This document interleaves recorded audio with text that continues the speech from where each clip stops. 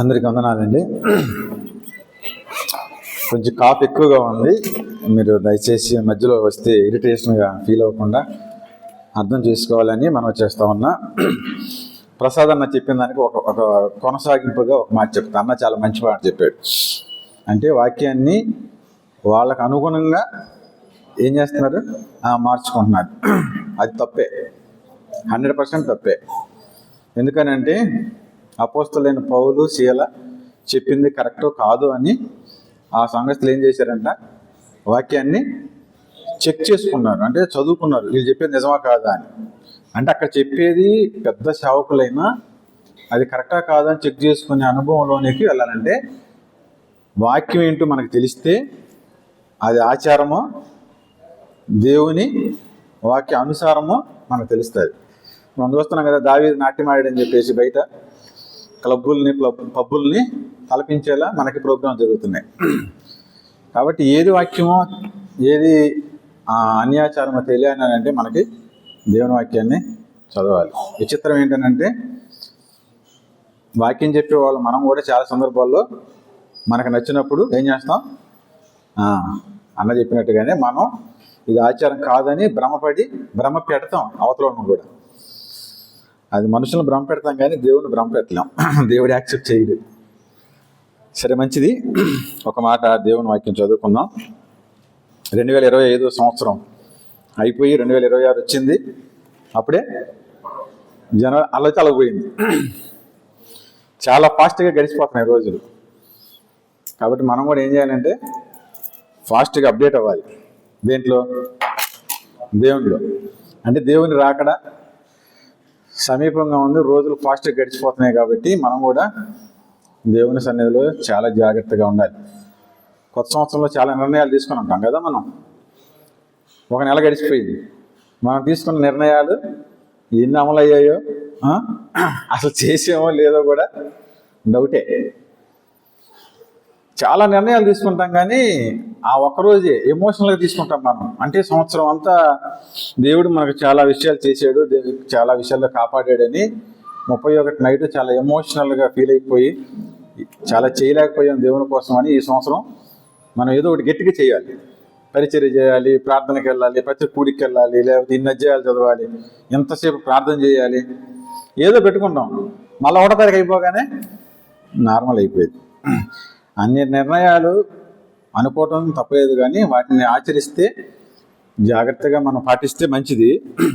దేవుడు కూడా ఒక నిర్ణయం అనుకుంటాడు మన గురించి, ఒక మాట అనుకుంటున్నాడు ఆయన గురించి కూడా. అది మనం మాట్లాడకపోతున్నాం. అందుకే మీరు దాన్ని ఎత్తి చూపించాను ఒకసారి.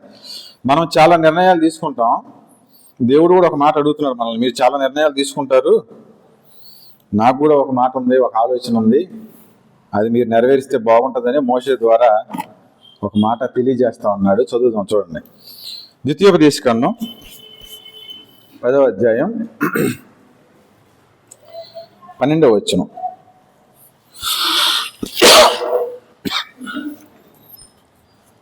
నూట 54వ పేజీ నేను చూస్తున్నాను, గమనించండి.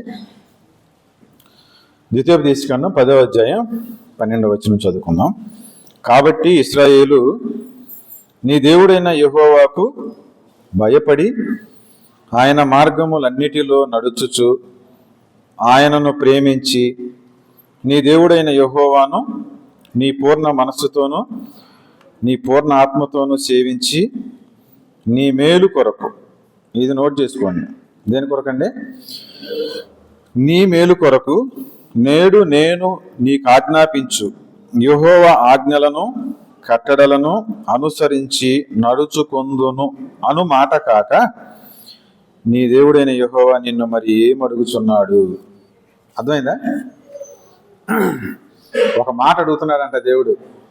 అది మోషే చెప్తున్నాడు మనకి. మీరు చాలా నిర్ణయాలు తీసుకొని ఉంటారు, చాలా చేయాలనుకుంటారు, నేను కూడా మీ దగ్గర నుంచి ఈ సంవత్సరంలో, ముందున్న సంవత్సరాల్లో, వచ్చే సంవత్సరాల్లో ఒక మాట మీ జీవితాల నుంచి నేను ఎక్స్పెక్ట్ చేస్తా ఉన్నాను అని చెప్తున్నాడు. ఏంటది? నీ దేవుడైన యెహోవాకు భయపడు. కానీ దానికి ముందు ఒక మాట గమనించండి. కాబట్టి అని అన్నాడు కదా.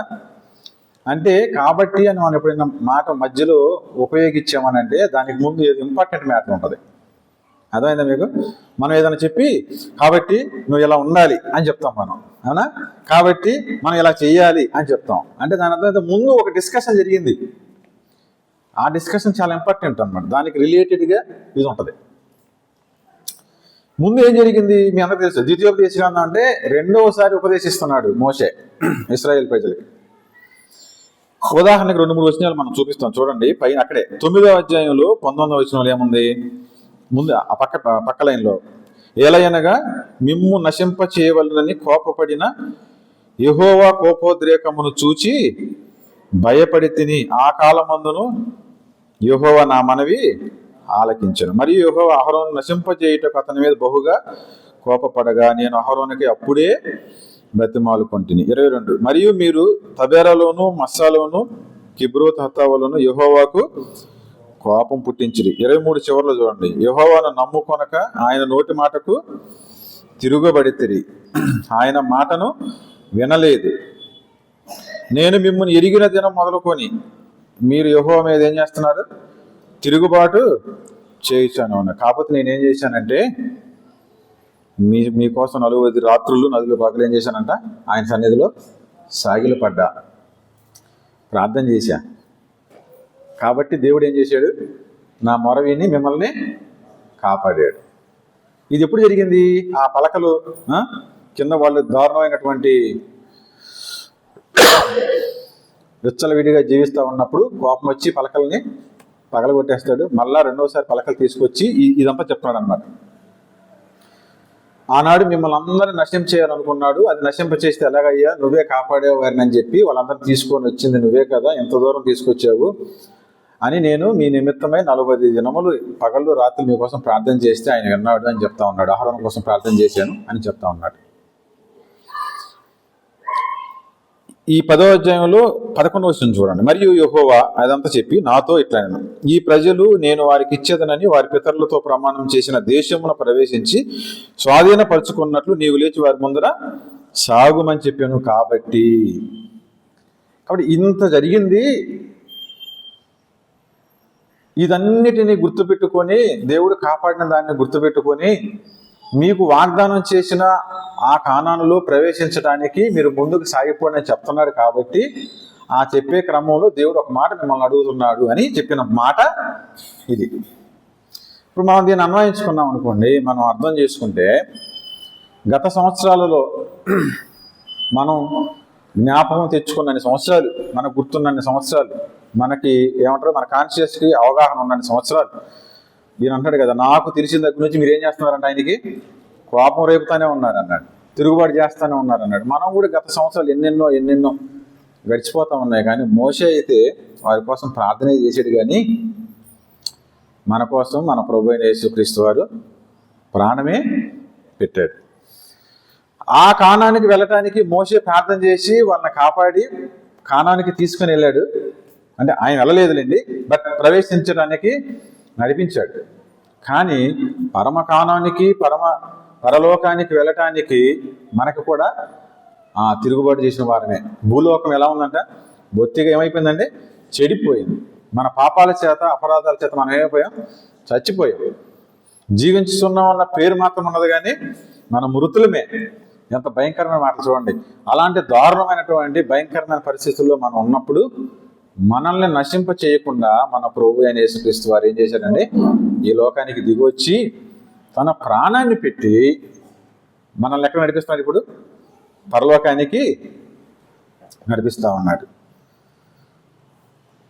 అంత మాత్రమే కాదు, ప్రాణం పెట్టడమే కాదు, ఇప్పుడు ఆయన ఏం చేస్తున్నాడు? మన పక్షాన విజ్ఞాపన యోహాను పత్రికలో ఉంటుంది. యేసుక్రీస్తు అనే ఉత్తరవాది మన కోసం అక్కడ ఉన్నాడు. కాబట్టి దీన్ని బట్టి మనం గమనించాల్సింది ఏంటంటే, గత జీవితాన్ని పూర్తిగా విస్మరించేసి తొలగించేసుకొని ఆ బలహీనతలన్నిటి నుంచి మనం విడుదల పొంది ఏవైతే మనకి పరలోక రాజ్యానికి వెళ్ళటానికి కరెక్టో అలాగ జీవించాలని ఒక మాటలో ఇక్కడ ఆయన తెలియజేస్తూ ఉన్నట్టుగా మనం గమనిస్తూ ఉన్నాం. ఇక్కడ మనం అదే దానికి ఈ మ్యాటర్ అంతా ఏంటంటే, కాబట్టి అనంటే మనం కూడా ఏం చేయాలనంటే వీటన్నిటినీ విడిచిపెట్టి దేవుడు మాట్లాడిన మాటలు ఏవైతే ఉన్నాయో వాటి ప్రకారం జీవించాలి. మనం తీసుకున్న నిర్ణయాలన్నీ జరుగుతూ ఉంటే వస్తూ ఉంటే పోతూ ఉంటే, కానీ సింపుల్గా 2-3 విషయాలు ఇక్కడ దేవుడు మనకి మరొకసారి జ్ఞాపకం చేస్తూ ఉన్నాడు. చదవండి ఏముంది అక్కడ. కాబట్టి ఇశ్రాయేలు అంటే ఆనాడు మోషే వారితో మాట్లాడుతూ ఉన్నాడు. యుగాంతమందున్న మనకి బుద్ధి కలగటానికి ధర్మశాస్త్రంలో దేవుని వాక్యం రాయించి పెట్టాడు, కొత్త నిబంధన పాత నిబంధనలో. కాబట్టి ఇశ్రాయేలు దగ్గర ఎవరి పేరు పెట్టుకోవాలి? కాబట్టి మిస్పా అని పెట్టుకోవచ్చు, అంతే కదా.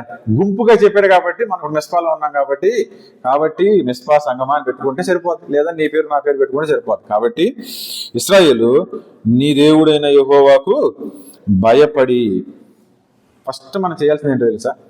మన దేవునికి భయపడాలి. దేవునికి భయపడటం లేదు అని అంటే మనకి ఏం చేయలేం. ఏదైనా చేసినా అదంతా అబద్ధమే. దేవునికి ఎప్పుడు భయపడతామని అంటే మనం దేవుని క్వాలిటీస్ మనకు తెలిసినప్పుడు, దేవుని ఉన్నతమైన పరిస్థితి, ఆయన ఔన్నత్యం మనకు తెలిసినప్పుడు, అది మనకు అవగాహన అయినప్పుడు మనం దేవునికి భయపడతాం. అందుకే కొంతమంది అంటారు యేసు ప్రభు తెలుసు కానీ యేసు ప్రభు గురించి తెలుసు కానీ యేసు ప్రభువు తెలియదు. మీకు అర్థమైందా భాష? యేసు ప్రభు గురించి తెలుసు కానీ యేసు ప్రభు తెలియదు అని అంటే, యేసు ప్రభు గురించి అంటే పుస్తకాలు చదువుకుంటాం, ఇది అని. యేసు ప్రభు తెలియటం అంటే మన హృదయానికి తెలియటం. చాలామంది క్రైస్తవుల్లో విశ్వాసం చెప్పుకుని మనకు కూడా యేసు ప్రభు గురించి తెలుసు అని యేసు ప్రభువు తెలియదు మనకి. అర్థమైందా మీకు? ఎలా చెప్తున్నారు మీరు అని అంటారు అన్నమాట. మన జీవితాన్ని ఒకసారి చెక్ చేసుకుంటే తెలిసిపోయింది. యేసు ప్రభు తెలిసినట్టు ఉంటున్నామా, తెలియనట్టు ఉంటున్నామా? తిమోతి పత్రికలో తీతు పత్రికలో అంటారు ఏమంటారు? పైకి భక్తి కలిగిన వారి వల్ల ఉండి లోపల ఏం లేదంట, దాని శక్తే తెలియదు. ఏమండి? పైకి భక్తి కలిగిన వారంగానే ఉంటాం అందరం. వీడు మంచి భక్తిపరుడు, సహోదరి మంచి భక్తిపరురాలు, వీళ్ళు భక్తిపరులు అని చెప్తారు, కానీ అసలు ఆ భక్తిలో ఉన్నటువంటి శక్తి నీ జీవితంలో కనపడదు. అందుకనే మళ్ళీ మనం మూలపాఠాలకు ఎదుర్కోవాల్సి వస్తుంది. హెబ్రీ పత్రికలో 6వ అధ్యాయం అంటాడు, అసలు ఈ మూలపాఠాలన్నీ మానివేసి సంపూర్ణ మగుటకు సాగిపోదాం అని ఉంటుంది. మనం సంపూర్ణವಾಗಿ అయ్యి సాగిపోయే పరిస్థితిలో లేము. ఇంకెక్కడున్నాం? మళ్ళీ మూలపాఠాల దగ్గరే ఉన్నాం. ఎక్కడ? దేవునికి భయపడతాం. దేవుడు మరలా మనకి గుర్తు చేస్తూ ఉన్నాడు. ఆయన కరుణామయుడు కాబట్టి మనల్ని గుర్తు చేస్తూ ఉన్నాడు. ఎందుకంటే ఇంకా సరి చేసుకుంటా ఉంటామని.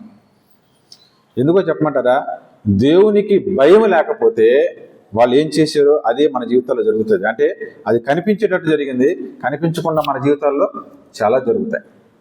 దేవునికి భయపడాలి. దేవుడు ఎంత గొప్పవాడు ముందు తెలుసుకోవాలి. చాలామంది మనం ఎంత నిర్లక్ష్యం ఉంటాం తెలుసా? అదేదో అంటారు కదా, మా యేసయ్య అన్నట్టుగా, అదేందో మా ఇంటి చుట్టం అన్నట్టుగా, నా ఫ్రెండ్ అన్నట్టుగా, నన్ను ఏమనలే అన్నట్టుగా, మా యేసు ఏమంటాడులే అన్నట్టుగా, అది అసలు నేను ఎప్పుడు యాక్సెప్ట్ చేయను. ఇక్కడ చూడండి 10వ అధ్యాయంలో ఏముంది అక్కడ చూడండి, 17వ వచనం చూడండి. ఎలయనగా నీ దేవుడైన యెహోవా పరమదేవుడు, పరమ ప్రభువు అయి ఉన్నాడు. ఆయనే మహాదేవుడు, పరాక్రమవంతుడు, ఇంకా ఏంటి? భయంకరుడైన దేవుడు. ఇప్పుడు మనం ఎవరి సన్నిధికి వచ్చాం? పరమదేవుడు, పరమ ప్రభువు, మహాదేవుడైన సన్నిధికి వచ్చాం మనం. అందుకే తిమోతి పత్రికలో ఉంటుంది, నీవు దేవుని మందిరానికి వెళ్ళేటప్పుడు నీ ప్రవర్తన జాగ్రత్తగా చూసుకోవాలి, ఒళ్ళు దగ్గర పెట్టుకొని రావాలి. మన భాషలో చెప్పాలంటే ఏమండి, మనం అంటాం కదా, ఒళ్ళు దగ్గర పెట్టుకొని అంటాం, చూసారా? ఒళ్ళు దగ్గర పెట్టుకొని దేవుని సన్నిధికి మనం రావాలి. అప్పుడే నీకేముంటది?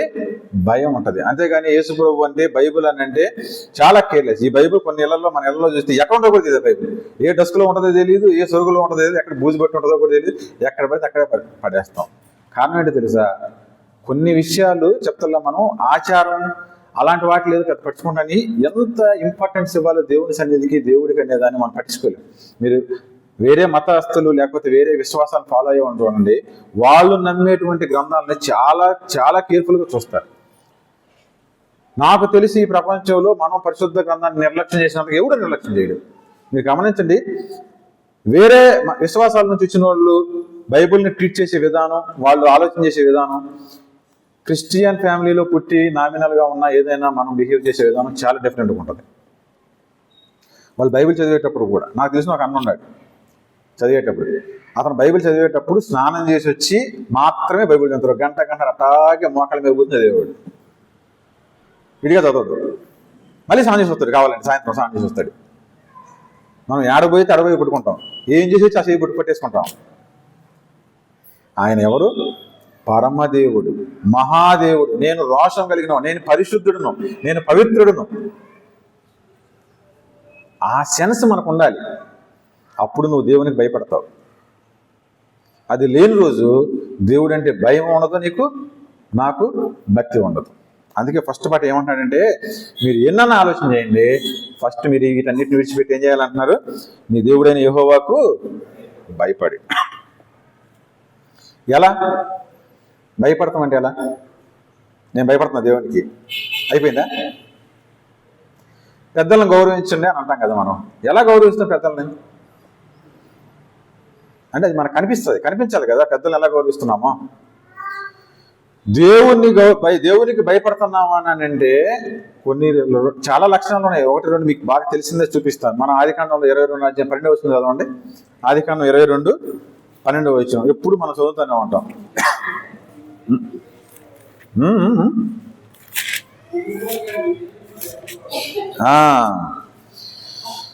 సరే, అప్పుడు ఆయన ఆ చిన్నవాడి మీద చెయ్యి వేయకుమో. ఈ స్టోరీ అంతా మీకు తెలుసు, జరిగింది, నేను చెప్పను.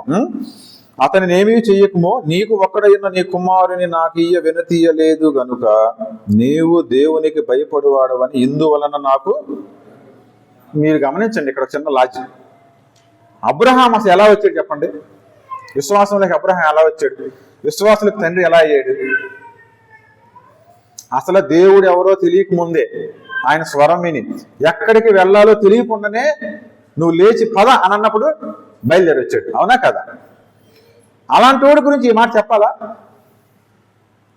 ఎక్కడ పోతున్నాడో తెలియకుండానే భుజాన టెంట్ వేసేసుకొని, ఆ పిల్లల్ని వేసేసుకొని, గాడిదలను గుర్రాలను ఏదుంటే అది ఒంటిని అన్నిటిని వేసేసుకొని బయలుదేరిన వాడిని దేవుడు ఏం మాట్లాడుతున్నాడు అని అంటే, ఇందువలన నువ్వు దేవునికి భయపడుతున్నావు. ఆల్రెడీ ఎన్నో జరిగిపోయినాయి అబ్రహాం విషయంలో. ఆయనకి చెప్పకుండా అసలు నేను ఏమీ చేయను అన్నాడు దేవుడు. అయినా సరే ఏమంటున్నాడు ఇక్కడ? ఇందును బట్టి నువ్వు నాకు భయపడతావు. అంటే మనం దేవునికి భయపడతామా లేదా, అసలు మన స్టాండర్డ్స్ ఏందనేది కొన్ని పెద్ద పరిస్థితుల దగ్గర, అంటే బిగ్ థింగ్స్ దగ్గర బయటపడతాయి. ఒక 50 లక్షలు పెట్టి ఇల్లు కట్టేటప్పుడు, ఒక 20-30 లక్షలు పెట్టి పెళ్లి చేసేటప్పుడు,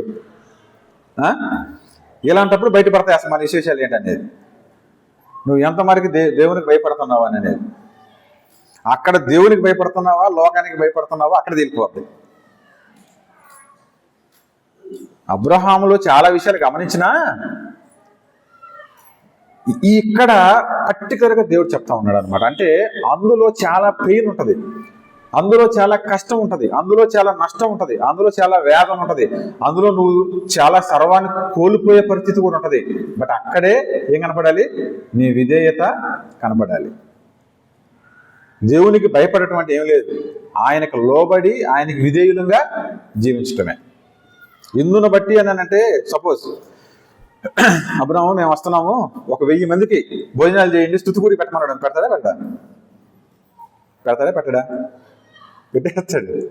లక్షాధికారికి ఆయన మంచి లక్షాధికారి, ఆయన మంచి ధనవంతుడు. అందరికి భోజనాలు పెట్టమంటే బ్రహ్మాండం పెడతాడు. అది పెద్ద విషయం కాదు. బట్ నీకు ఒక్కడయ్యున్న కొడుకున్నాడే, వాడిని నాకు బలివ్వమన్నప్పుడు అప్పుడు తెలిసింది దేవుడు భయపడుతున్నాడా లేదా అని, దేవుడికి ఎంత విధేయత చూపిస్తున్నాడా లేదా అని, దేవుడికి ఎంత లోపడుతున్నాడా అనేది కొన్ని థింగ్స్ మాత్రమే బయలుపడతాయి. మీకు అర్థమవుతుంది అనుకుంటా, నా ఆలోచన మీకు అర్థమవుతుంది అనుకుంటా. అర్థమైందా? అది అబ్రహాముని ఏం అడిగినా చేస్తాడు. బట్ చేస్తాడా లేదా అనే ఒక ట్విస్ట్ ఏంటనంటే, 100 సంవత్సరాల్లో పుట్టిన ఒకే ఒక కొడుకుని, అల్లారు ముద్దుగా పెంచుకుంటున్న కొడుకుని, వారసుడైనటువంటి ఏకైక కొడుకుని, అది కూడా కొంత సమయం దాటి తీసుకొచ్చి వాళ్ళిద్దరికి బాండింగ్ బాగా ఏర్పడిన తర్వాత, కనెక్షన్ బాగా కుదిరిన తర్వాత సడన్ గా ఇప్పుడు నీ కొడుకుని నేను దూరం చేస్తాను అన్నాడు. అప్పుడు అబ్రహాం ఏమన్నాడంటే, అసలు ఆ కొడుకు నేను అడిగానా? నువ్వే ఇచ్చావు, శారా ఏదన్నావు, లోపల ఉందన్నాను, విలువ బయటకు అన్నావు. నీ కొడుకుని ఇస్తానన్నావు, వద్దులే అని మేము నవ్వుకున్నాము, నువ్వే ఇచ్చావు కొడుకుని, మళ్ళీ ఈ తంతకం ఏందని అని అనలా. మీరు పొరపాటు పడుతున్నట్టున్నారేమో, ప్రభువా నాకు మీకంటే వాడు ఎక్కువే కాదు, నాకు అన్నిటికంటే ముఖ్యం ఎవరు మీరే, కాబట్టి వాడు నాకు అది విషయం కాదు, నువ్వు ఇచ్చావు కాబట్టి మళ్ళీ నీకే ఇచ్చేస్తానన్నట్లుగా ఇవ్వమన్నాడు కదా. యెహోవా ఇచ్చును, యెహోవా తీసుకోండి. దానికి ముందే అబ్రాహాము అన్నాడు ఇచ్చేస్తాను తీసుకోండి అన్నట్టుగా. దీన్ని బట్టి నువ్వేమంటా నాకు భయపడు వాడవని అర్థమవుతావు. మన జీవితంలో చాలా సందర్భాల్లో, చాలా సిచ్యువేషన్స్లో మనకి లోపల పరిశుద్ధాత్మ దేవుడు ఒక పోరాటం జరిగింది. అప్పుడు మనం దేవునికి లోబడ్డామా, ఇంట్లో ఉన్నటువంటి పరిస్థితులకు లోబడ్డామా, దేవునికి లోబడ్డామా, సమాజానికి లోబడ్డామా, దేవునికి లోబడ్డామా, నీ ఆర్థికపరమైన పరిస్థితికి లోబడ్డామా, దేవునికి లోబడ్డామా, నీ శరీరానికి లోబడ్డామా, అక్కడే తెలిసింది. ఆదివారం ప్రార్థనకు రాంటే వస్తాం, నియామకుడికి రమ్మంటే వస్తాం, ఇంకెక్కడికైనా వెళ్ళమంటే వెళ్తాం, దశంభాగాలు ఏమంటే ఇస్తాం, ఇవన్నీ నార్మలే. ఇక్కడ బయటపడదు నీ విశ్వాసం, నీ భక్తి, నీ భయం.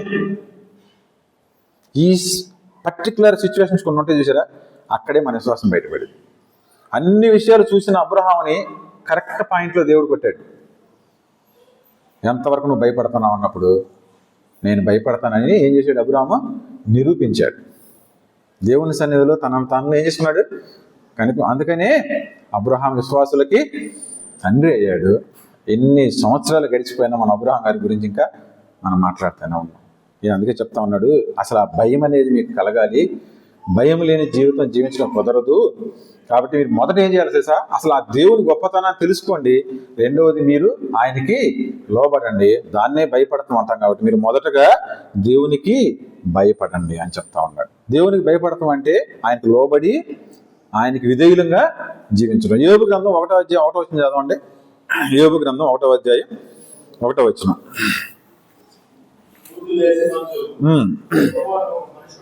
యోబు అని ఒక మనుషుడు నేను దేవుని యందు భయభక్తులు కలిగి ఏంటంట చెడుతనాన్ని విసర్జించిన వాడు. దేవుని యందు భయం ఉంటే దేన్ని విసర్జిస్తాం మనం? చెడుతనం ఇంకా మన కళ్ళ ముందు కనపడుతుంది అనుకోండి, మనం దేవుని యందు భయం ఉన్నట్ట లేనట్టే.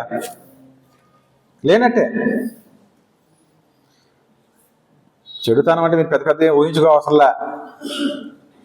దేవుడికి చెప్పింది చేయకపోవడం చెడుతనమే, విడిచిపెట్టకపోవడం చెడుతనం. అయితే ఇక్కడ పాయింట్ ఏంటనంటే దేవుని అందలే భయము కలిగి ఉంటే చెడుతనాన్ని విడిచిపెట్టడం కంటే కూడా ఏం చేస్తున్నాం? అక్కడ విసర్జిస్తున్నాం. విడిచిపెట్టడానికి విసర్జించడానికి తేడా తెలుసా మీకు? తెలుసులే మీకు, నాకంటే పెద్ద చాలా మంది. విడిచిపెట్టడం అని అంటే మనకు కనిపిస్తూనే ఉంటుంది. అది ఏమండి, విడిచిపెడితే మళ్ళీ దాన్ని తీసుకునే అవకాశం ఉంటుంది. పిల్లల్ని స్కూల్ దగ్గర విడిచిపెట్టి వస్తానంట, మా సాయంకాలం ఏం చేస్తావు? నువ్వు తెచ్చుకుంటావు, విడిచిపెడతావు, తెచ్చుకుంటావు. విసర్జిస్తాం చూసారా కొన్నిటిని. ఏదేమో విడిచిపెట్టడం అని అంటే ఎప్పుడైనా మన దగ్గరికి వచ్చే అవకాశం ఉండొచ్చు. విసర్జించటం అని అంటే పూర్తిగా రిమూవ్. చెడుతనాన్ని ఏం చేయాలి? విసర్జించాలి. నువ్వు విడిచిపెడితే దేవుని యందు భయం ఉన్నట్టు కాదు, సమాజం యందు భయం ఉన్నట్టు.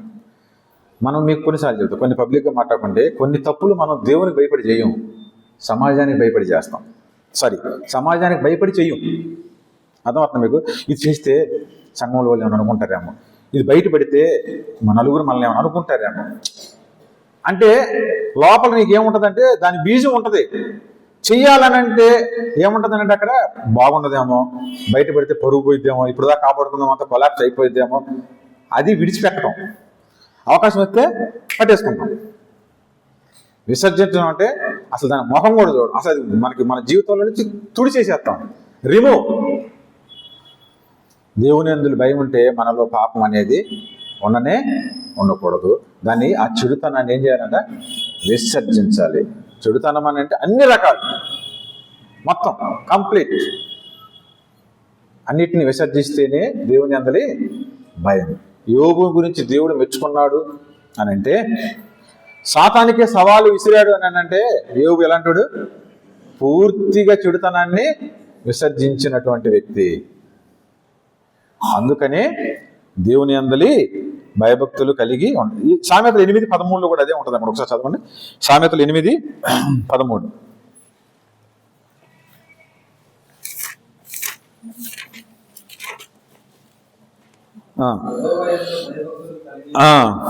చెడుతనాన్ని అసహించుకున్నట్టే సేమ్ అదే. యెహోవా యందు భయభక్తి కలిగి ఉన్నట్టు ఏం లేదు. చెడుతనాన్ని అసహించుకోవాలి, చెడుతనాన్ని విసర్జించాలి. దాని ముఖం కూడా మనం చూడకుండా ఎప్పుడైతే ఉంటామో అప్పుడు దేవుని యందు భయభక్తులు కలిగిన వాళ్ళంగా మనం పిలువబడతాం, నిరూపించబడతాం. చాలా మంది మనం చూస్తాం బైబిల్లో, కుక్క మరల తన వాంతికి దిగినారు. మనం కూడా అలా చేసామనుకోండి, దేవుని యందు మనకు భయం లేనట్టే. ఇందాక అనుకున్నాం, భక్తి కలిగిన వారిని చెప్పుకుంటాం కానీ దాని లోపల శక్తి లేదు. దేవుని యందు భయం ఉందని చెప్పుకుంటాం కానీ అది డూపే. భయం లేని జీవితాలే మనవి. నువ్వు ఎప్పుడైతే నీలో ఉన్న చిన్న చితక పెద్ద పాపాలన్నిటిని విసర్జిస్తామో అప్పుడు మాత్రమే దేవునికి భయపడతాం. వీళ్ళు చేసిన పనులన్నీ అయ్యే కదా. ఇశ్రాయేలు ఏం చేస్తారు తెలుసా? ఏదో దేవుడు కోపడతాడు, శిక్షిస్తాడు, వెంటనే మళ్ళీ మోకాళ్ళు వేస్తారు. అయ్యా తప్పైపోయింది ప్రభు అంటారు. మళ్ళీ ఏం చేస్తారు? కొంతకాలం అయిపోయాక మళ్ళీ పాపం చేస్తారు, మళ్ళీ తప్పైపోయింది ప్రభు అని అంటారు. అందుకే కదా న్యాయాధిపతులు లేపటం తీసుకురావడం. 24, 23 న్యాయాధిపతులు ఎందుకు వచ్చారు? అది యాక్సెప్ట్ చేయట్లేదు దేవుడు. అది పాత నిబంధన కాలంలో. కొత్త నిబంధన కాలంలో దాన్ని యాక్సెప్ట్ చేయట్లేదు యేసు ప్రభు గారు. మరలా మనం ఈ మూలోపదేశాలు మానేయండి. ఇంకా దినదినం ఏం చేయాలి? మనం స్టెప్ బై స్టెప్ ఇక్కడ పాట పడతాం కదా, పాటలు బాగా పడతాం మనం. దినదినము యేసుకు దూరంగా జరుగుతుంది. మీరు కావాలని చెక్ చేసుకోండి, మీరు చెక్ చేసుకుని కావాలంటే. యేసు ప్రభు నమ్మినప్పుడు నువ్వు ఎన్ని గంటలు బైబిల్ చదివావో, ఇప్పుడు ఎన్ని గంటలు చదువుతున్నావో, నువ్వు దగ్గర అయ్యావా, దూరం అయ్యావా? యేసు ప్రభు నమ్మినప్పుడు నువ్వు ఎంతసేపు ప్రార్థన చేసావు, ఇప్పుడు ఎంతసేపు ప్రార్థన చేస్తున్నావు? నువ్వు దగ్గర అవుతున్నావా, దూరం అవుతున్నావా? నువ్వు దగ్గర అవుతున్నానని చెప్పి పాట పడతా వెనక జరుగుతున్నావు. దగ్గర ముందుకు వెళ్తున్నా ఏమవుతున్నావు? మనం వెనక్కి జరుగుతూ ఉన్నాం. అందుకని దేవుని యందు భయము కోల్పోయాం. మన జీవితాలను గమనిస్తే పైన పటారం లోన లోటారం అంటారు చూసారా, అంతేననేది అలే. ఇకనైనా మీరు మారండి. ఒక్క మాట మిమ్మల్ని అడుగుతున్నాను అంటున్నాడు దేవుడు. ఇప్పుడైనా దేవునికి సరిగా ఏం చేయాలి? భయపడదాం. ఎవరు భయపడుతున్నారో లేదో నా గురించి మీరు జడ్జ్ చేయలేరు, మీ గురించి నేను జడ్జ్ చేయలేను. నువ్వు ఎంత భయపడుతున్నావో, దేవునికి ఎంత ప్రాధాన్యత ఇస్తున్నావో నీకే తెలుసు. నీ జీవితం ద్వారా, నువ్వు దేవునికి కేటాయించే సమయం ద్వారా, నీ బైబిల్ చదవటం, ప్రార్థన చేయటం, సువార్త చెప్పటం, ఇంక ఏదైనా సరే, పాపం జోలి ఇక ఏమీ లేకుండా ఉండు అని అన్నట్లుగా ఎంతవరకు భయం కలిగి ఉన్నావో, దేవుడు అంటే అసలు నీకు ఎంత భయం ఉందో అది ఎవరికి వారికే తెలుసు, దేవునికే తెలుసు. ఎందుకంటే యోహాను సువార్త 2:24లో ఎవరి గురించి సాక్ష్యం ఇయ్యనక్కర్లేదు, ఆయన హృదయాంతర్యాలు ఎరిగినవాడు.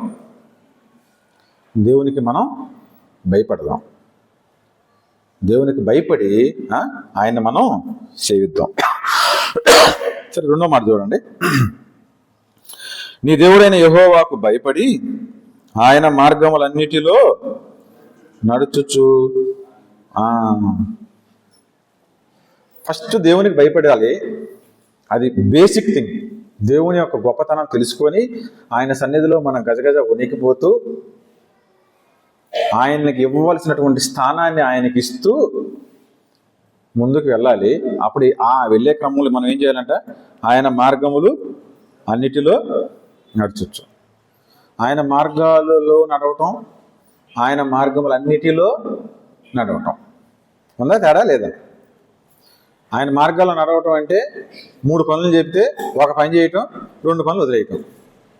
మార్గమే, నడుస్తున్నాడు, ఆ బాటలో వెళ్తున్నాడు. ఆయన మార్గములు అన్నిటిలో నడవటం అంటే 3 పనులు చెప్తే 3 నడవటం.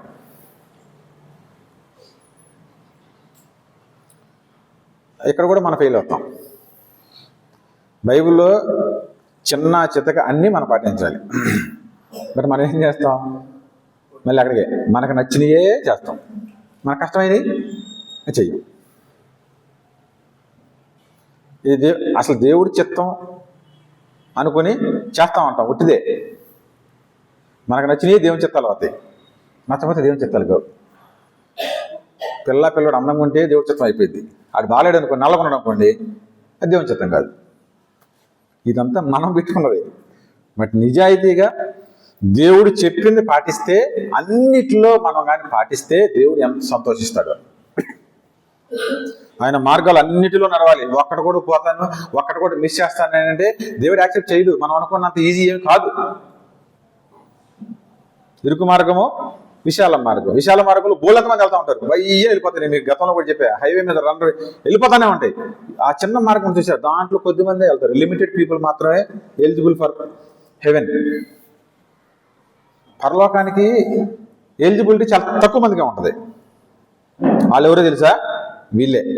అన్ని మార్గాలలో నడిచేవాళ్ళే. కొన్ని చేస్తానండి, కొన్ని పక్కన పెడతానండి అంటే కుదరదు. చాలా మందికి చాలా అడ్డు వస్తాయి. దేవుడు దాన్ని యాక్సెప్ట్ చేయడు. మనం వాటిని సరి చేసుకోవాలి. ఎన్నో నిర్ణయాలు తీసుకున్నా నాకు ఒక్క మాట చెప్పండి రా బాబు అంటున్నాడు దేవుడు. ఏమన్నాడు?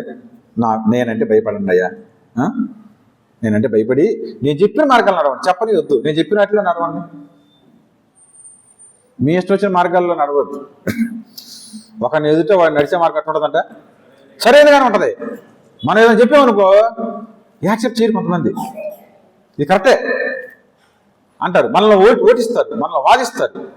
అక్కడ ఏంటి అంటే తెలుసా? అది సాతాను అలా తయారు చేస్తాడు, వాళ్ళని మూర్ఖంగా తయారు చేస్తాడు. తప్పుని చెప్పినప్పుడు మనం వాటిని ఒప్పుకొని మనం ఏం చేయాలి? విడిచిపెట్టాలి. ఆశ, నువ్వు తప్పు చేస్తున్నావు ఆశ, ఇది మంచిది కాదని అంటే ఏం చేసాడు? తీసుకెళ్ళి జైల్లో వేయించేసాడు. దావీదు ఇది మంచిది కాదు దావీదు అన్నప్పుడు ఏం చేశాడు? అయ్యో అని చెప్పేసి గుండె బద్దలయ్యేలా ఏడ్చాడు. నా పరుపు ఎలా కన్నీళ్ళల్లో ఏమైపోయింది? తేలిపోయింది. అది అలంకార ప్రాయం అనమాట. నిజంగా కన్నీళ్ళు గారి తేలిపోయిందని కాదు దాని అర్థం. అంటే అంత వేదన చెందాడు, దేవుని అట్లా పశ్చాత్తాపడ్డాడు. మన తప్పుని చెప్పినప్పుడు మనం యాక్సెప్ట్ చెయ్యం, మన తప్పును ఒప్పుకోవడానికి యాక్సెప్ట్ చెయ్యం. అందులో దేవుని దగ్గర అసలు ఒప్పుకోం. కరెక్ట్గానే ఉంటుంది అంటాం, ఇది కరెక్టే కదా అంటాం. ఏది కరెక్ట్ చెప్పాలంటే ఇదే దేవుని వాక్యం. బైబిల్ చదవకపోతే నువ్వు చేసేదన్నీ కరెక్ట్గానే ఉంటాయి. అసలు ఇంకా చెప్పాలని అంటే చాలా మంది ఉద్దేశాలు ఏమంటారంటే వాళ్ళంతా వాళ్ళు పర్ఫెక్ట్గా ఉండి ఏ తప్పు చేయకుండా ఉంటే అదే అనుకుంటారు. అందులో ఏ గ్రంథం ఏమన్నాడు? మీ నీతి ఆయన దృష్టిలో ఎలాంటిదంట? ఎలాంటిది? మురికి గుడ్డ తీసి పక్కన మన్నుతాం.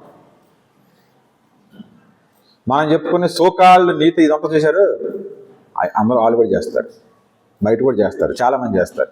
నువ్వు చేసేది నీకంటే నిష్టం ఉంటారు బయట. నేను చూపిస్తారండి.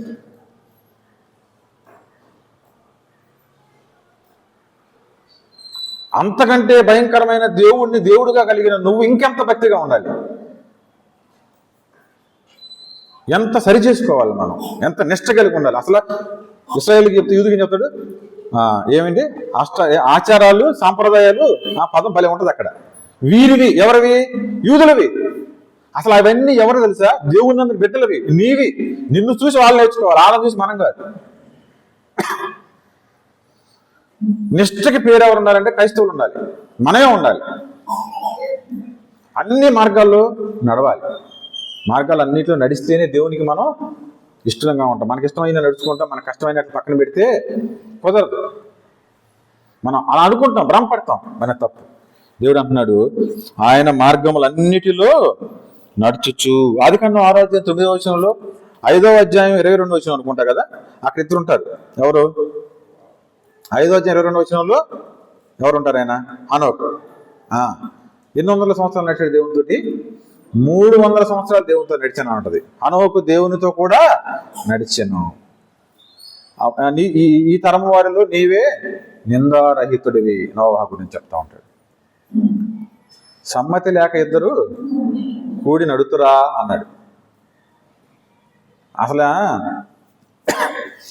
భార్యాభర్తలను పెళ్లిళ్ళు చేసేటప్పుడు ప్రమాణాలు చేస్తాం అని మధ్యలో ఏమైపోతున్నాయి?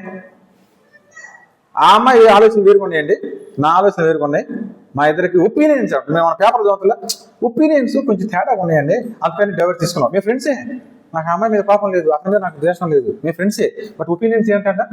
కలవట్లా. ఎన్ని సంవత్సరాలకి? 4 సంవత్సరాలకి, 5 సంవత్సరాలు, 10 సంవత్సరాలకి. ఇతను దేవుని 3 సంవత్సరాలు నడిచాడు, 300 ఏళ్ళు నడిచాడు. నువ్వు పక్కన నీలాంటి మనిషితోటి నడవడానికి నువ్వు అంత కష్టపడితే ఆ అమ్మాయిలు ఎన్నో బలహీనతలు ఉంటాయి, అబ్బాయిలు ఎన్నో బలహీనతలు ఉంటాయి. వీళ్ళతో నడవడానికే నువ్వు అంత అనుకుంటే అసలు దేవుడు మిస్టర్ పర్ఫెక్ట్ దగ్గర ఎన్ని సంవత్సరాలు నడిచాడు? 300 సంవత్సరాలు నడవడం మాటలా? దేవునితో నడవటం అంటే అదే, ఆయన మార్గాల్లో నడవటం అంటే అదే. మనకిష్టం వచ్చినట్టు కాదు, ఆయనకి ఇష్టం వచ్చినట్టు నడవటం. బత్షెబా విషయంలో తప్ప దావీదు నా హృదయానుసారమైన మనుషుడు, ఆ ఒక్కటే. అన్ని విషయాల్లో నా హృదయానుసారం, నేను ఏది కోరుకుంటే అది, నేను అనుకున్నది చేస్తాడు ఆయన. నేను ఇది చేయమంటే చేస్తాడు, చేయొద్దని చేయడు. అది ఆయన మార్గాల్లో నా హృదయానుసారుడు అని అంటే ఆయన మార్గాల్లో మనం నడవటం. యోహాను మొదటి పత్రిక 2వ అధ్యాయం 6వ వచనం చూడండి. మొదటి యోహాను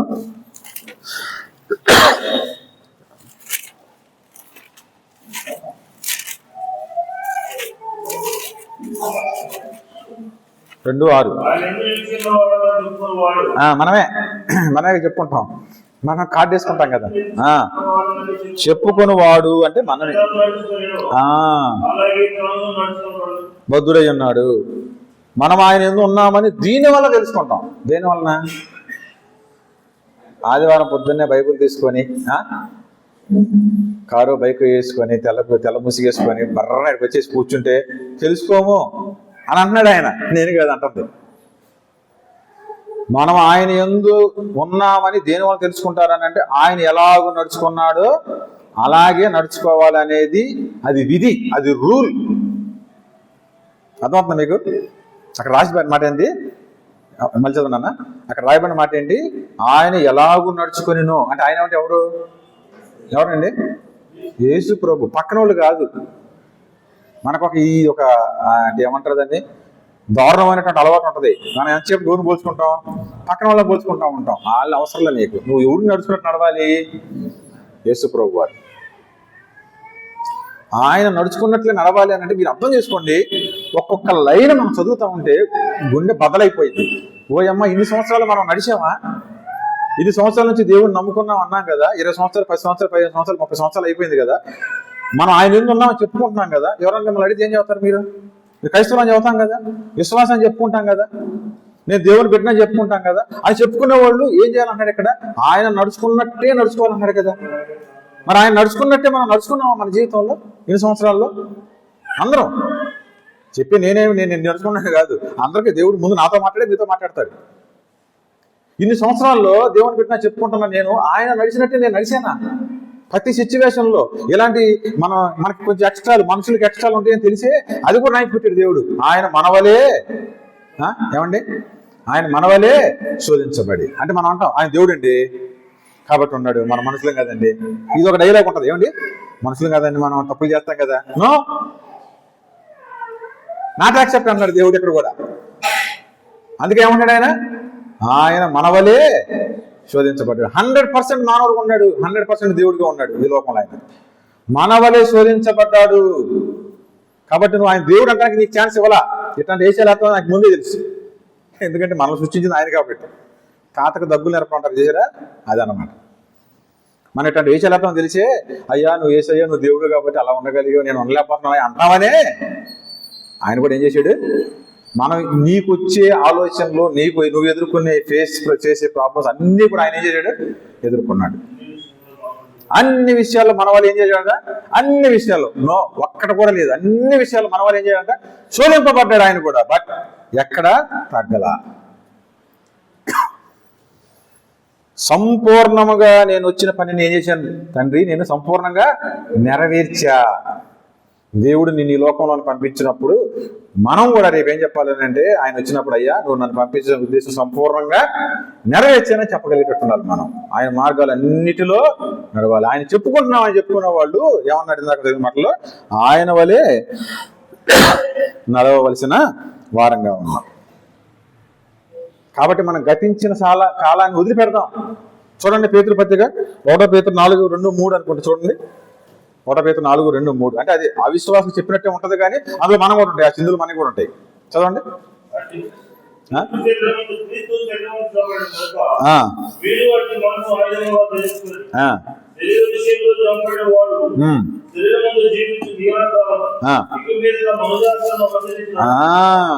మనుజాశలను అనుసరించి నడుచుకో.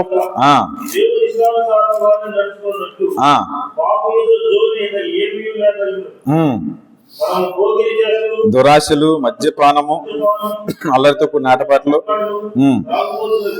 చేయదగిన విగ్రహ పూజలు మొదలైన వాటి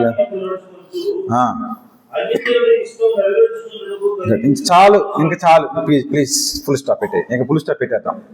అదే చెప్తున్నాడు ఆయన. ఇంకా చాలరా బాబు, మీరు నా విషయాలు పక్కన పెట్టేసేసి మీ మనుజాశలు, మీ శరీరాశలు, మీ బంధువుల కోరికలు, మీ ఇంట్లో కోరిక, నీ భార్య కోరిక, మీ అమ్మ కోరిక, మీ నాన్న కోరిక, నీ భర్త కోరిక, నీ పిల్లల కోరికలు నెరవేర్చడానికి మీరు పెట్టిన టైం అంతా ఇక చాలు. ఇకనైనా ఏం చేయాలి? నా మాట ప్రకారం నడవండి. వాటన్నిటికీ గతించిన కాలమే చాలు. 2025 లేకపోతే 2026 జనవరి 31తో క్లోజ్ చేసేయండి. ఇక పోనీ దేవుడు ఈరోజు మాత్రం మళ్ళీ జ్ఞాపకం చేస్తున్నాడు. 31తో ఖతం చేసేసేయండి దాన్ని. ఆయన ఇష్టానుసారంగా మనం జీవించాలి. అన్ని మార్గాల్లో మనం ఏం చేయాలి? 1 పేతురు 2:21 ఉంటుంది. ఆయన బాధపడ్డాడని చెప్తూ తన అడుగు జాడల యందు నడుచుకున్నట్లు ఎవరు మాదిరి ఉంచిపోయారు? క్రీస్తు ప్రభు వారు మనకి ఏం చేశారంట? మాదిరి.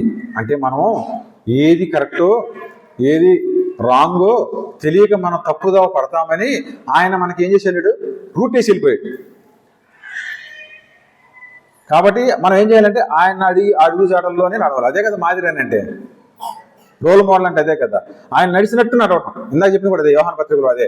మనం ఆయన ఎందున్నామని చెప్పుకుంటున్నాం అంటే ఆయన చేసినట్టే మనం చేయాలి. అప్పుడే నువ్వు ఆయన ఎందున్నామో తెలుసుకుంటారు జనం అన్నాడు.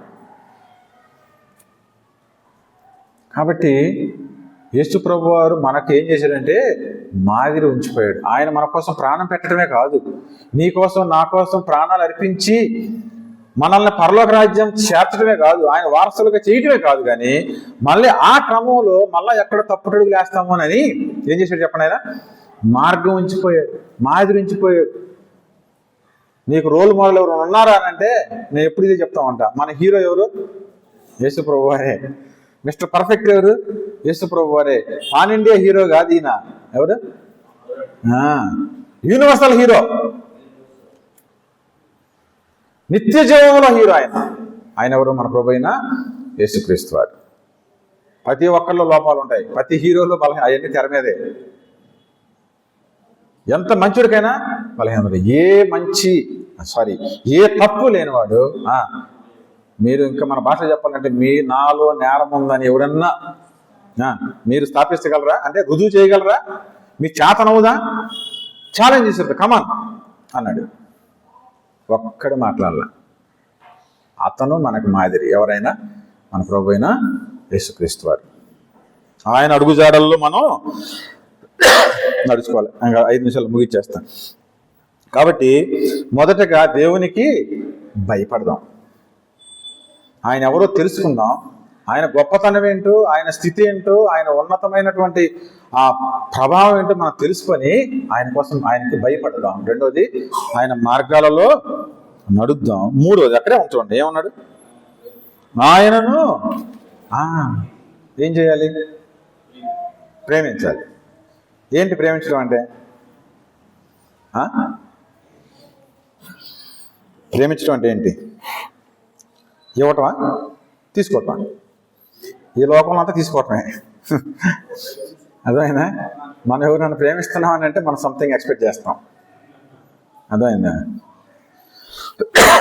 కానీ ప్రేమించటం అంటే ఇవ్వటం. దేవుడు లోకం ఎంతో ప్రేమించను. అయితే ఏందంట?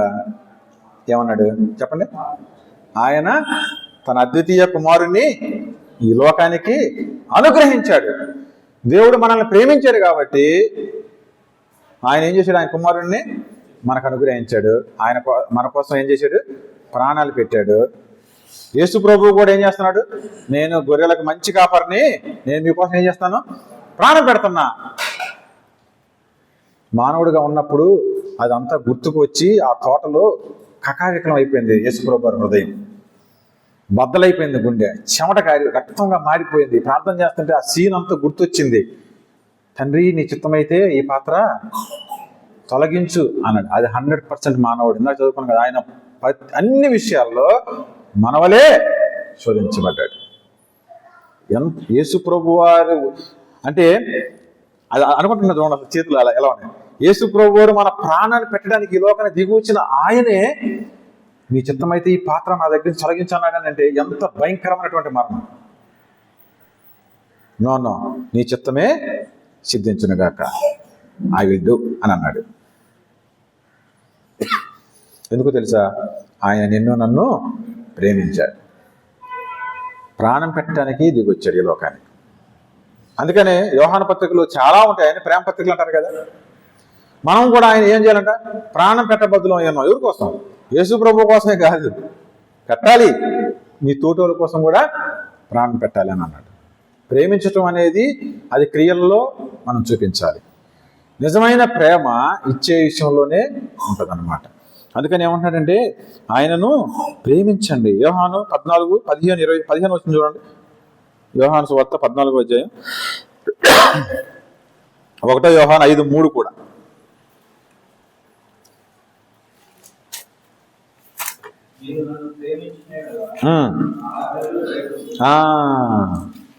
మీరు నన్ను ప్రేమించిన ఎడల ఏం చేయాలంట?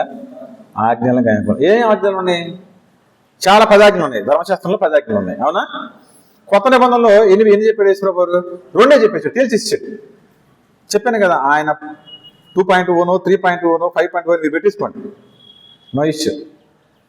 ఒకటే ఫస్ట్ ఆజ్ఞ ఏంటంటే నీ దేవుడైన యెహోవాను, లేకపోతే నీ దేవుడిని పూర్ణాత్మతో, పూర్ణ హృదయముతో, పూర్ణ మనస్సుతో, పూర్ణ శక్తితో, పూర్ణ బలముతో ఏం చేయాలి? ఆయనను ఆరాధించాలి, సేవించాలి. ఇది మొదటిది, ప్రధానమైనది అని అన్నాడు. 2వ ఆజ్ఞ నిన్ను వలె నీ పొరుగు వారిని ప్రేమింపవాలన్నది 2వ ఆజ్ఞ. ఇది కూడా అటిదే. ఎటిది? దేవుణ్ణి ప్రేమించినంతే. ఎవడు ప్రేమిస్తే? నీ పొరుగు వారిని కూడా ప్రేమిస్తే. ఈ 2 ఆజ్ఞలే. ఇప్పుడు ఇందా చదివాం కదా, ఎవరు చదివాం బ్రదర్? ఏమన్నారు? యెహోవా ఆజ్ఞలను గైకొన్నట్టే దేవుణ్ణి ప్రేమించుట. కాబట్టి మనం దేవుణ్ణి ప్రేమిస్తున్నాం అని అంటే ఫస్ట్ ఒకటి ఉండాలి. ఇందాక చెప్పాం, మొదటి పాయింటే దేవుడిని భయపడి ఆయనకి, అంటే దేవుణ్ణి ఎంత నువ్వు బాగా ప్రేమిస్తావో అంతగా ఆయన ఆజ్ఞలకు లోపడతావు. ఎంతగా దేవుణ్ణి ప్రేమిస్తావో అంతగా ఆయనకి భయపడతావు. ఎంతగా నువ్వు దేవుణ్ణి ప్రేమిస్తావో అంతగా ఆయనకి లోబడతావు. 2వది ఏంటంటే నువ్వు ఎంతగా దేవుని ప్రేమిస్తావో అంతగా నీ తోటలను కూడా ప్రేమిస్తావు. మదర్ తెరీసా ఎవరు? మన దేశమా? ఎవరో మనకు తెలియ కూడా తెలియదు. కానీ ఆ ఇండియన్ నోబెల్ బహుమతి పొందినప్పుడు మదర్ తెరీసా ఇండియన్ ఉంటుంది అక్కడ అనుకుంటున్నాను నేను. ఎందుకు అంత ప్రేమ వచ్చిందో ఆమెకు చెప్పండి. యేసు ప్రభు వారు నన్ను ప్రేమించాడు, ఆ ప్రేమని చూపించమన్నాడు, నేను అందుకే ప్రేమిస్తున్నా. దేవుని ప్రేమించడం అంటే అదే, అది ఇది అన్నాడు. 2 ఆజ్ఞలే చెప్పాడు. మత్తయి సువార్త 25వ అధ్యాయం మనందరూ బాగా తెలుసు, నేను చాలాసార్లు చెప్తా ఉంటాను. ఏంటి? ఆకలి ఇస్తే నాకు అన్నం పెట్టలేదు, దాహం వేస్తే దాహం ఇవ్వలేదు అని అడుగుతాడు ఒకరిని. ఒకరికేమో నేను ఆకలి ఇస్తే నాకు ఏం పెట్టారు? మీరు అన్నం పెట్టారు. దాహం వేస్తే మంచినీళ్ళు ఇచ్చారు, చలిగా ఉంటే దుప్పటిచ్చారు అని అడుగుతారు వీళ్ళని. మేము ఎప్పుడు ఇచ్చామో నీళ్ళు అడుగుతారు. వాళ్ళు ఏమంటారు? అసలు మమ్మల్ని ఎప్పుడు అడిగే ఉంటారు వాళ్ళు. అర్థమైంది మీకు లాజిక్? ఈ అల్పులలో ఒకళ్ళకి చేస్తే మాకు చేసినట్టే. నిన్ను వల్లే నీ పొరుగు వారిని ప్రేమించమని చెప్పాడు యేసుప్రభు వారు. సిలువలో అంత దారుణమైన హింస భరిస్తున్నా, ప్రాణాలు పోతా ఉన్నా, లేవలేకపోతా ఉన్నా, శరీరం అంతా చీల్చబడినా, రక్తం దారులుగా కారుతా ఉన్నా, లేవలేని పరిస్థితుల్లో ఉన్నా వాళ్ళు ఏడుస్తూ ఉంటే నా కోసం ఏడవబాకండి, మీకోసం, మీ పిల్లల కోసం ఏడవండి. తండ్రి వీరేమి చేస్తున్నారు వీరెరుగురు కనుక వీరిని క్షమించమని వారిని ప్రేమించాడు. లేకపోతే శిక్ష ఎక్కడ వచ్చిందో అని చెప్పి ఆ కోపం, దేవుని కోపం రాకూడదని చెప్పి వీరిని ఏం చేయమన్నాడు? క్షమించు ప్లీజ్ తండ్రి, నాకు ఇది చేస్తున్నారని నువ్వు వీళ్ళ మీద ఏమీ పెట్టుకోబాకు, దయచేసి వీళ్ళని క్షమించు. వీళ్ళకి తెలియట్లా. దేవుణ్ణి ప్రేమించడం అంటే అదే. ఇప్పుడు చెప్పండి, మనం నిజంగా దేవుని ప్రేమిస్తుంటే ఇప్పుడు చెప్పిన ఈ 4-5 మాటల్లో మనం చేసామా? అలా ఉండగలుగుతున్నామా? మన తోటివారి ఎడల దేవునికి మనకి ప్రేమ, మనకు తోటివారికి ప్రేమ మనం ఉండగలుగుతూ ఉన్నామా? లేకపోతే మనం ఎవరు తెలుసా? అబద్ధికులం. కాదంటారా? అబద్ధికులను వీళ్ళందరూ ఎడపోతారు, రెండవ మరణంలోకి వెళ్ళిపోతారు, అగ్నిగుండంలోకి వెళ్ళిపోతారు. అబద్ధికులు అంటే అబద్ధం ఆడేవాళ్ళు. అబద్ధం అంటే ఏంటి? నేను చేయకపోయినా చేసానని చెప్పటం, అంతేనా? లేకపోతే చేసి చేయలేదని చెప్పటం. కాబట్టి యేసు ప్రభువుని ప్రేమిస్తున్నామని నువ్వు చెప్పి ఇవేం చేయలేదు అనుకోండి, మనం ఏం చేసినట్టు? అబద్ధం అన్నట్టే. అది పెద్ద లాజిక్ ఏం అవసరం లేదు, పెద్ద తెలివితేటలు ఏం అవసరం లేదు, దానికి సింపుల్. దేవుణ్ణి ప్రేమించడం అని అంటే ప్రాక్టికల్గా మనం చూపించాలి. చాలామంది భక్తులు చూపించారు. మదర్ తెరీసా చూపించింది, గ్రహం స్టెయిన్ చూపించాడు, ఆది అపోస్తలులు బర్నబా చూపించాడు. ఆ బర్నబా పోలు అందరూ కూడా వచ్చారు. ఎంత ప్రేమించారు తెలుసా? ఆస్తులు అమ్మీ అపోస్తలుల పాదాల దగ్గర పెట్టి పనిచేయండి అన్నారు. ఆస్తులు అమ్మి అపోస్తలుల పాదాల దగ్గర పెట్టి మన సంఘంలో ఉన్న వాళ్ళందరికీ ఏం చేయమన్నాడు? పనిచేసేయండి. ఎవరో పేదలు ఉండట్లేదు, అందరికీ సమానంగా ఉండాలి, అందరూ కడుపు నిండా ఆనందం తినాలి, అందరూ హ్యాపీగా ఉండాలి, అందరూ సంతోషంగా ఉండాలని చెప్పి పంచేయమని చెప్పించాడు. ఎవరు? బర్నబా. దాన్ని చూసి అందరూ ఇచ్చారు. అది కదా దేవుని ప్రేమించడం అంటే, అది కదా మనుషులు మనం ప్రేమించడం అంటే. బట్ మనం దేవుని ప్రేమిస్తున్నాం అని చెప్పుకుంటూనే ఉన్నాం, మనుషులను ప్రేమిస్తామని చెప్పుకుంటూనే ఉన్నాం, కానీ మన పర్సనల్ లైఫ్కి వచ్చేసరికి వాటిని మనం ఆచరించలేకపోతా ఉన్నాం. అందుకే దేవుడు ఏమంటాడంటే, సంవత్సరాలు గడిచిపోయినాయి, పోతానే ఉన్నాయి, మీరు ఎన్నో నిర్ణయాలు తీసుకుంటున్నారు, ఈ సంవత్సరం ఒక నిర్ణయం తీసుకోండి. ఒక మాట అడుగుతున్నాను మిమ్మల్ని, ఇంకా చాలా ఉన్నాయి కింద, మన టైం అయిపోయింది. ఏం అడుగుతున్నాను? ఫస్ట్ దేవుని యందు భయపడండి. నాకు భయపడండి రా బాబు అంటున్నాడు దేవుడు. రెండోది, ఆయన ఆజ్ఞలన్నిటిలో నడుచుకోవాలి. మూడోది, ఆయన్ను ప్రేమించాలి. కొరింథీ పత్రిక 16, మొదటి పత్రిక 16:22 అనుకుంటా. ఎవడైనా ప్రభువును ప్రేమింపకుంటే వాడు శపించబడునుగా అన్నాడు పౌలు గారు. చూసారా ఎంత దారుణం? మనం చాలా నిర్లక్ష్యంగా ఉంటాం ప్రభు సన్నిధి, చాలా దారుణంగా ఉంటాం. చాలా సెన్సిటివ్ మ్యాటర్ ఇది. దేవుడు ఖచ్చితత్వాన్ని చూస్తాడు. మళ్ళీ మళ్ళీ మనం ఆలోచించాల్సిన విషయం తెలుసా? పొరపాటును కూడా దేవుడు రాజీ పడడు. దేవుడు కరుణామయుడే కానీ కేర్లెస్ను సహించడు. దేవుడు కరుణామయుడే కానీ ఆయన ఉనికిని, ఆయన పర్ఫెక్ట్నెస్ని ఆయన దాన్ని కోల్పోడు. తన బిడ్డలను అలాగే ఉండాలని కోరుకుంటారు. దానికి సాక్ష్యం మోషేనే, అవునా కదా? వాళ్ళందరి కోసం అడ్డుపడ్డాను అంటాడు. 105 కీర్తనలు ఎక్కడ ఉంటుంది? నేను మోషే అడ్డుపడినాను అంటది. ఇక్కడ ఈయన చెప్తున్నాడు, నేను మీకోసం 40 పగళ్ళు రాత్రులు మీ అందరి కోసం ప్రార్థన చేశా, నా అన్న కోసం ప్రార్థన చేశా, చివరికి మళ్ళా నేను వెళ్ళి ప్రార్థన చేసి మళ్ళీ ఆ పలకలు తీసుకొచ్చి మీకు ఇచ్చా. ఇంత కష్టపడ్డాను అన్నవాడు నా ఇంటిలో మిక్కిలి సాత్వికుడు, హైయెస్ట్ అనమాట.